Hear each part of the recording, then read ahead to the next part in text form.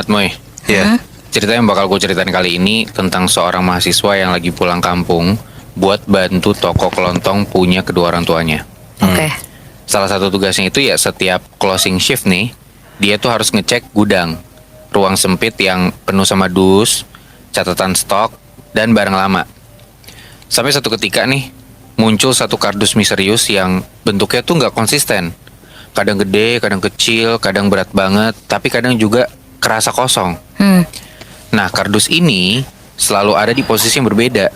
Kadang ketutup rapat, kadang kebuka sedikit, dan isinya pun selalu berubah-ubah. Sampai jadi bentuk yang gak akan pernah lo bayangin lah. Oke. Dan ya secara ruang tuh, ini tuh gudang. Ini cerita sebut aja dari Aziz ya. Dari dia kecil sampai bisa kuliah keluar kota, itu emang karena orang tuanya tuh benar-benar support. Apalagi kalau perihal finansial. Apa-apa diturutin pokoknya. Kebutuhan apapun juga disanggupin. Dan semua itu ya hasil dari toko kelontong kedua orang tuanya ini. Yang bahkan udah kebangun tuh sebelum si Aziz ini lahir. Oke. Makanya Aziz ini tuh anaknya emang jadi nurut banget sama orang tua. Dia juga selalu ngerasa utang ke orang tuanya atas apapun yang udah dikasih ke dia.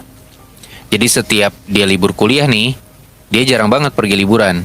Dia lebih milih buat pulang ke rumahnya dia dan ngebantu orang tuanya buat jaga toko kelontongnya. Oke. Bagian depan tokonya ini selalu terang, ramai ibu-ibu, bapak-bapak, bahkan sampai anak kecil juga beli jajanan di situ. Tapi kalau udah ngomongin gudang belakang toko, kondisinya tuh sangat berbanding terbalik. Ini lo bayangin ya, gudangnya ini tuh cuman ruangan sempit aja, sekitar 1,5 kali 2 meter lah.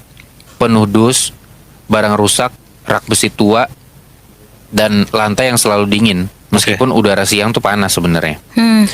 Nah, bokapnya si Aziz itu selalu bilang, kalau pas closing atau tutup toko, tolong cek gudang, pastiin stok-stoknya aman, dan jangan lupa lihat, siapa tahu ada paket yang masuk. Oke. Dan ya Aziz tuh selalu nurut sama perintah bapaknya ini. Sebenarnya ada benernya juga apa yang dibilang sama bapaknya barusan. Stok-stok tuh perlu dicek, siapa tahu ada paket yang baru datang. Toko kecil kayak punya Aziz ini emang dasarnya jarang banget dapat paket yang gede. Makanya mungkin harus jeli pas ngecek stok barang di dalamnya, takut kelewat. Semua selalu berjalan normal sampai ada satu hari nih, ada yang berubah Moy. Tiba-tiba di sudut gudang ada satu kardus coklat asing. Gak ada tulisannya, gak ada alamat tujuannya, dan gak ada keterangan pengirimnya sama sekali. Oke. Coba diangkat sama Aziz, rasanya tuh berat. Nah tapi anehnya, pas Aziz ini balik lagi sekitar sejam kemudian, balik ke gudang, kardus itu pas coba diangkat lagi tuh buat diberesin gitu ya, jadi ringan banget kayak kosong. Nah dia kira dia tuh salah lihat, atau ya salah ngerasa aja lah ini kardus sebenarnya nggak kenapa-napa gitu. Ternyata enggak Moy. Hari-hari berikutnya, kardus itu tetap ada, tapi selalu di posisi berbeda. Misal nih, hari pertama di pojok kiri, besokannya tuh pindah ke rak paling atas. Lusa, pindah ke dekat pintu. Anjir. Padahal nggak ada yang mindahin. Maksudnya dia nyanyi bokapnya juga, ya nggak ada yang mindahin. Dan memang mungkin karena belum butuh, makanya kotaknya belum dibuka kali ya. Dan yang bikin makin aneh adalah, kotak kardus ini, itu tuh kadang menggembung. Kayak ada sesuatu di dalamnya yang ngedorong dari dalam gitu loh. Kadang kempes, kadang isinya juga hilang. Pun karena nggak ada perintah dari bapaknya untuk ngecek barang tuh lebih detail, Aziz nggak tahu sebenarnya isi barang ini tuh apa. Iya. Dia nggak pernah ngecek dan ngeliat juga. Soalnya kardusnya juga ketutup rapat, diisolasi. Nah satu malam, Aziz nih mutusin buat ngecek lebih dekat, pelan-pelan. Dia sentuh permukaan kardusnya, dingin ternyata Moy. Tapi bukan dingin biasa, ini tuh kayak dingin basah rembes gitu loh kardusnya. Nah Aziz bukalah isolasinya, tapi si kardus ini kayak menggeliat gitu, gerak pelan, muter ngikutin jarinya Aziz. Oke. Aziz kaget, dia langsung lempar kardus itu gitu aja, terus langsung cabut dari gudang. Tapi dia mulai kalau kayaknya kardus ini tuh bukan barang untuk tokonya gitu loh. Pelan-pelan bapaknya Aziz pun mulai heran nih ngelihat Aziz yang selalu lama di gudang setiap closingan. Tapi Aziz cuma bilang kalau gudangnya ini berantakan aja. Dia nggak nyeritain tuh sebenarnya yang dialamin tuh apa. Karena takutnya bapaknya juga jadi was-was. Ya dia juga jadi nyimpulin, dia tahu kalau bapak ini nggak tahu ternyata kardus ini tuh apa.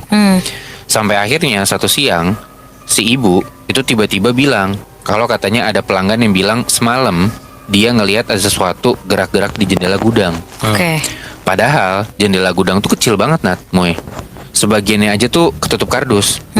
Kalau ada yang kelihatan dari jendela ya berarti posisinya tuh harus berdiri, persis di depan rak-rak yang sama kayak tempat kardus misterius itu sering muncul. Iya. Malam itu Aziz sempat bimbang buat masuk ke gudang. Tapi ya barang-barang toko emang harus dicek. Pelan-pelan dia masuklah ke gudang itu. Lampu gudang udah kedap-kedip. Di pojok kardus misterius itu tuh udah muncul. Tapi sekarang tuh lebih gede dari sebelumnya.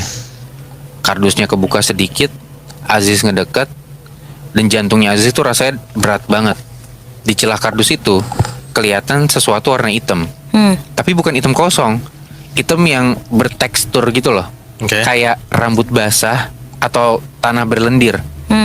Terus celah kardusnya tuh bergerak. Sesuatu dari dalamnya tuh kayak ngedorong pelan, lambat, seolah-olah tuh kayak ada orang yang lagi ngecek apakah aman buat keluar dari dalam kardus itu apa enggak. Saat itu juga gudang tuh rasanya berubah. Suhunya turun drastis, jadi dingin banget rasanya. Rak besi juga bunyi krek, krek, krek, kecil kayak logam ditekan gitulah. Dan detik itu juga Aziz ngeliat ada yang ngintip dari dalam kardus itu. Sesuatu yang kelihatan tuh matanya cekung, merah gelap warnanya, dan pandangannya tuh kayak bukan pandangan manusia. Itu apa anjing? Itu dia, Aziz lari dari gudang saat itu juga. Dan ini jadi hal yang bikin hari-hari Aziz tuh di hari-hari berikutnya kerasa kayak kesiksa gitu, Nat, Moy. Pokoknya selama seminggu berikutnya ya Aziz tuh kalau misalkan ke gudang langsung sat-sat aja cepet lah. Karena gudang tuh semakin kerasa salah rasanya. Kardus tuh jadi sering ngeluarin suara, kadang kayak kuku-kuku ngegores karton, kadang ada suara hembusan nafas panjang dari dalam kardus itu, kadang kayak orang geser, ada juga kerasa kayak mijet dinding kardus dari dalam. Makin banyak terornya lo ya. Iya, dan gilanya Aziz tuh nemu gak cuman satu kardus misterius ternyata, tapi ada 3, Nat, Moy. Semua gak ada tulisan, semuanya ketutup rapet, dan semuanya tuh kerasa dingin banget. Sekilas Aziz tuh ngelihat ada bayangan hitam gerak cepet di antara rak-rak itu. Tapi terlalu cepet untuk ukuran manusia. Dan tiap kali Aziz tuh nyalain lampu, bayangan itu tuh hilang. Akhirnya Aziz nekat lah buat ngebersihin gudangnya ini. Aziz beneran ngebuang semua kardus misteriusnya itu, karena pada saat itu gak tahu kenapa pada enteng-enteng nih kardusnya ini. Tapi pas kardus itu diangkat, ternyata di bawah si kardus-kardus ini kayak ada jamur yang ngebentuk lingkaran kayak simbol gitu loh. Oke. Dan yang bikin bulu kuduk Aziz tuh berdiri keesokan paginya, ini kan semua kardus udah pada dibuang ya. Ya. Tiba-tiba semua kardus itu udah balik ke tempatnya semula. Wah. Wow. Dan puncak kejadiannya itu ada di malam Jumat, Nat, Moy. Di situ pas Aziz ini masuk ke gudang, semua kardus tuh udah dalam keadaan kebuka. Isolasinya kekelupas kayak disobek kuku panjang gitu loh. Dari salah satu kardus gede itu keluar bau busuk yang tajam banget. Campuran bau tanah, bangke, dan sesuatu yang mirip kayak kain kebakar gitu. Terus kedengaran ada suara cewek pelan nyeret. Salah satu kardus tuh gerak. Isinya kedorong keluar.